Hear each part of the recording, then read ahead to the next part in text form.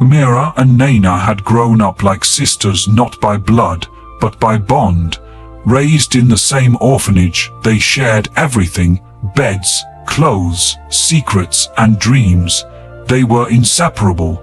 Mira was the quiet one, a bookworm with big dreams of becoming a teacher. Naina was bolder street, smart, charming, and always knew how to get what she wanted. At 18, both were set to leave the orphanage. Mira had earned a scholarship to a prestigious college. It was her escape, her dream finally within reach. Naina hadn't qualified for anything. Her records were scattered, her behavior unpredictable. The night before Mira's departure, she fell asleep early, holding the scholarship letter to her chest. The next morning, everything was gone.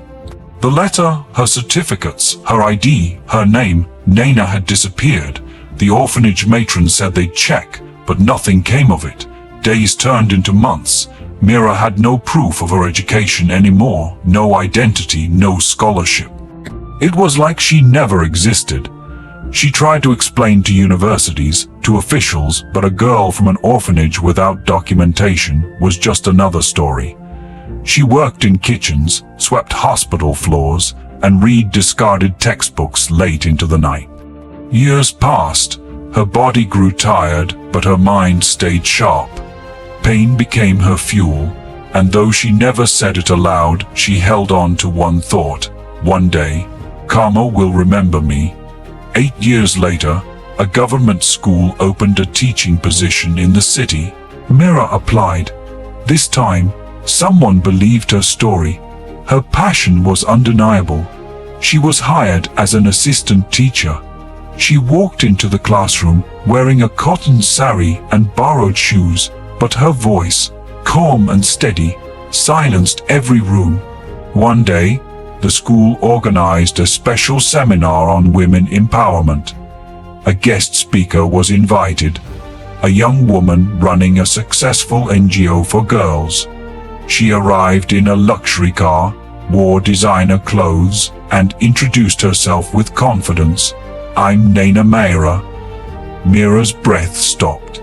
There she was, her sister, her thief, her shadow. Naina stood on stage speaking about her struggles, about growing up in an orphanage, how she fought against the odds to win a scholarship and build a future.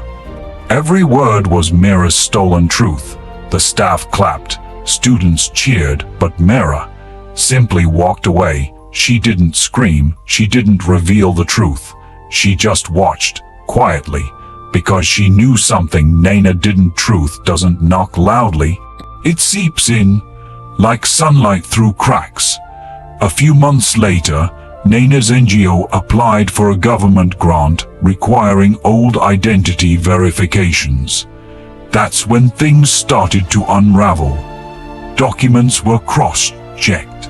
Dates didn't match, fingerprints flagged, and finally, the orphanage records surfaced. Naina was summoned for questioning. It didn't take long. Officials called Mira as a witness.